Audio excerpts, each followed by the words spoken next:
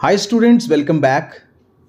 Today we are going to discuss The Knight's Tale, which is very important topic for you और ये Canterbury tales से लिया गया है। मैंने पहले ही prologue to the Canterbury Tales की वीडियो अपलोड की है। जिन्होंने नहीं देखा है आप लोग इसे देख लें। ऐसे भी मैं इसे आई बटन में डाल दूंगा, आप इसे देखकर आएंगे तो ये ज़्यादा समझ पाएंगे। तो कैंटरबरी टेल्स की जो ख़ास बात है वो ये है कि इसमें कलेक्शन ऑफ स्टोरीज़ हैं जिसे चौसर ने डिफरेंट कैरेक्टर्स से प्रेजेंट किया है। तो सबसे पहले द नाइट्स टेल की इंट्रोडक्शन हम लोग समझते हैं। द नाइट्स टेल जो है, this is the first story in the Canterbury Tales जो रिफ्लेक्ट करती है the knight's noble and chivalric character. यानी नाइट का मतलब क्या होता है? योद्धा। तो यहाँ कैरेक्टर ही जो है उसी के ऊपर यह टाइटल दिया गया है, योद्धा के ऊपर। कैसे वो नोबल होते हैं, कैसे उनके अंदर शौर्य और वीरता होती है, ये दिखाई गई है। यह जो स्टोरी है, it is a romance and also an epic. यह एक महाकाव्य जैसी एक कहानी है। एंशिएंट ग्रीस में इसको सेट किया गया है और बेस्ड है themes of love, fate and knightly honour. यानी योद्धा के सम्मान की बात इसमें है।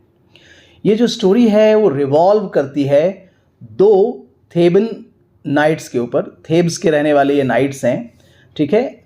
और थेब्स जो है एक सिटी है जहाँ की ये नाइट्स हैं ग्रीस के। और ये कैरेक्टर्स जो हैं वो पैलामॉन हैं और आर्काइट हैं, जो दोनों एक ही लेडी से प्यार कर बैठते हैं जिसका नाम एमली है। और एक ड्रामेटिक कन्फ्लिक्ट दिखाई पड़ती है इस कहानी में, ठीक है। अब हम लोग चलते हैं प्लॉट की तरफ। अब लोग आप समझ गए होंगे कि इस कहानी का इंट्रोडक्शन क्या है। अब हम लोग प्लॉट की तरफ चलते हैं और पॉइंट वाइज समझते हैं। थेसिस जो है वो एथेंस का ड्यूक है। एथेंस जो है वो ग्रीस में है और वहाँ का वो ड्यूक है, ठीक है, जो थेब्स को जीत लेता है, जहाँ के ये लोग नाइट्स रहते हैं, योद्धा रहते हैं, जैसे पैलामॉन और आर्काइट। इनको प्रिजनर बना लिया जाता है, इनको कैद कर लिया जाता है। जब ये लोग जेल में होते हैं तो दोनों प्रेम कर बैठते हैं एमली से, ठीक है, जो कि थेसिस की सिस्टर इन लॉ है, जिसे वे प्रिजन की खिड़की से देखते रहते हैं और ये दोनों उससे प्रेम कर बैठते हैं। आर्काइट जो है वो फ्री तो कर दिया जाता है, उसे आज़ाद कर दिया जाता है, लेकिन उसे देश निकाला कर दिया जाता है, एथेंस से बाहर कर दिया जाता है, जबकि पैलामॉन जो है वो जेल में ही रहता है।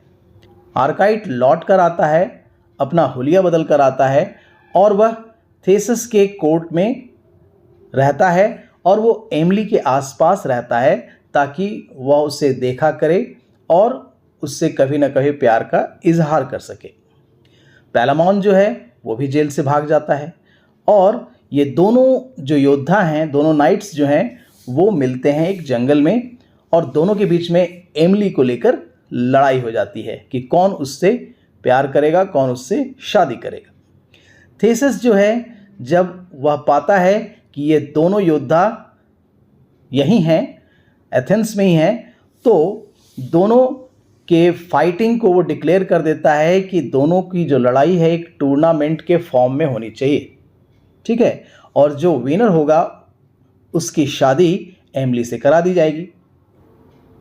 अब ये दोनों योद्धा अपनी आर्मीज़ को तैयार करते हैं और युद्ध की तैयारी करते हैं।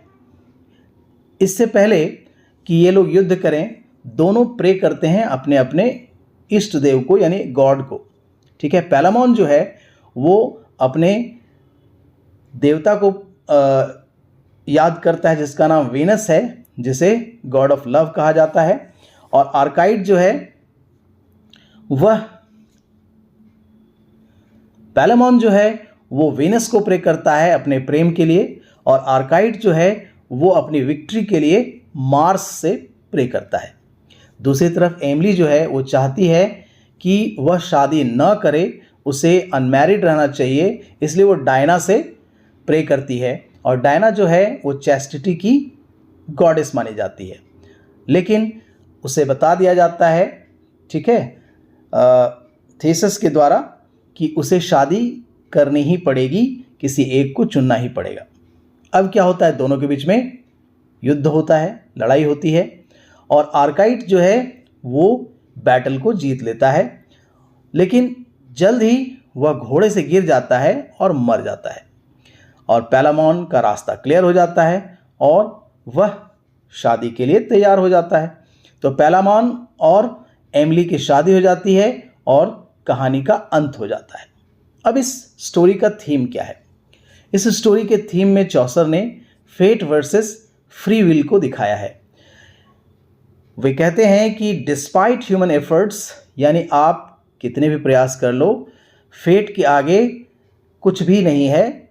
अल्टीमेट डिसीजन जो होता है वो फेट का होता है और आर्काइट की विक्ट्री होते होते भी उसकी सडन डेथ हो जाती है, ये दिखाई पड़ता है। तो फेट वर्सेस फ्री विल जो है यहाँ पर थीम दिखाई पड़ता है। दूसरा जो थीम है वो है love and शिवैलरी।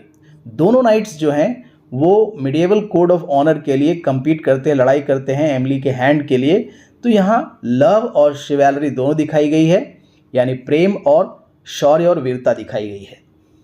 The role of the gods, हमेशा आप देखेंगे कि वहाँ पर इंटरवेंशन होता है डिवाइन पावर्स का, इसलिए यहाँ पर रोल ऑफ गॉड्स भी दिखाई पड़ता है। ठीक है, ये दोनों प्रे करते हैं, वीनस और मार्स का, और डायना की प्रेयर करती है एमिली। तो इस तरीके से यहाँ पर इंटरवेंशन ऑफ गॉड को भी दिखाया गया है।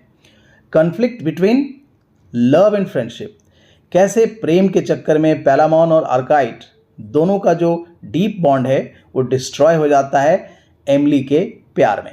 तो ये यहाँ एक अच्छा सा थीम यहाँ दिखाया गया है, conflict between love and friendship. इसमें सिंबॉलिज्म का कौन कौन सा यूज़ हुआ है? द गॉड्स कौन कौन से हैं? Venus, Mars, Diana. तो ये रिप्रेजेंट करते हैं लव, वॉर एंड चैस्टिटी को। तो कैरेक्टर्स की मदद से और कैरेक्टर के स्ट्रगल की मदद से यहाँ पर इस सिंबॉलिज्म का यूज़ किया गया है। द टूर्नामेंट जो है वो सिंबलाइज करता है structured honourable way of resolving disputes, कैसे समस्या का समाधान आसानी से किया जाता था मेडिएवल सोसाइटी में। अगला है आर्काइट्स डेथ, कि कैसे यह हाईलाइट करता है अनप्रेडिक्टेबिलिटी ऑफ फेट। भाग्य को प्रेडिक्ट करना बड़ा ही मुश्किल है और इससे कोई बच नहीं सकता है और मनुष्य के हाथ में कुछ भी नहीं है। ठीक है, नेचर के पावर के सामने ह्यूमन का पावर कुछ भी नहीं है। अब हम लोग बात कर लेते हैं स्टाइल एंड लिटरेरी डिवाइस। तो इसमें स्टाइल एंड लिटरेरी डिवाइसेस की बात जब करते हैं तो इसमें लैंग्वेज जो है बहुत ही एलिवेटेड है। ये जो टेल है वो एक फॉर्मल हेरोइक स्टाइल को फॉलो करता है और नाइट्स के स्टेटस को दिखाता है, इसलिए एलिवेटेड लैंग्वेज का यूज़ किया गया है। एलेगरी भी है, the characters and event symbolise medieval ideals of chivalry and destiny. वीरता, शौर्य और डेस्टिनीज को भाग्य कहते हैं, वो एलेगोरिकल फॉर्म में यहाँ दिखाए गए हैं। फॉर शेडोइंग, यानी फ्यूचर के गर्भ में क्या छुपा हुआ है, what is there in the womb of future, ये भी दिखाया गया है। यहाँ एक सिंबॉलिज्म है और ये स्टाइल और लिटरेरी डिवाइस का यूज़ किया गया है। The prayers hint at the ironic twist, बाद में आयरनिक ट्विस्ट जो दिखाई पड़ती है यहाँ पर, जहाँ आर्काइट के विक्ट्री होते होते उसकी डेथ हो जाती है। तो यहाँ स्टाइल एंड लिटरेरी डिवाइस में इन सारी चीज़ों को आप डालेंगे। Finally what we get in conclusion, the Knight's Tale जो है वो रिफ्लेक्ट करता है medieval ideals of chivalry, fate and noble love, और यह सर्व करता है और हाईलाइट करता है और आइडियलाइज करता है द ट्रेजिक लव स्टोरी, कैसे लव स्टोरी जो है उसका एंड होता है, fitting for the honourable and dignified knights, कैसे आपस में दोनों दोस्त लड़ जाते हैं और कैसे एक की डेथ होती है। So through this tale Chaucer जो है एक्सप्लोर करते हैं themes of destiny, love and the limits of human control over life's outcomes. तो इसकी मदद से, नाइट्स टेल की मदद से चौसर ने उस समय का जो परिप्रेक्ष्य था, कंटेम्प्रेरी सिचुएशन था, जो सोसाइटी के नॉर्म्स थे, वो सारी चीज़ों को यहाँ दिखाते हैं। तो this is very wonderful story and this is the first story of the Canterbury tales. So thanks for watching the video. Keep watching, keep sharing and keep commenting.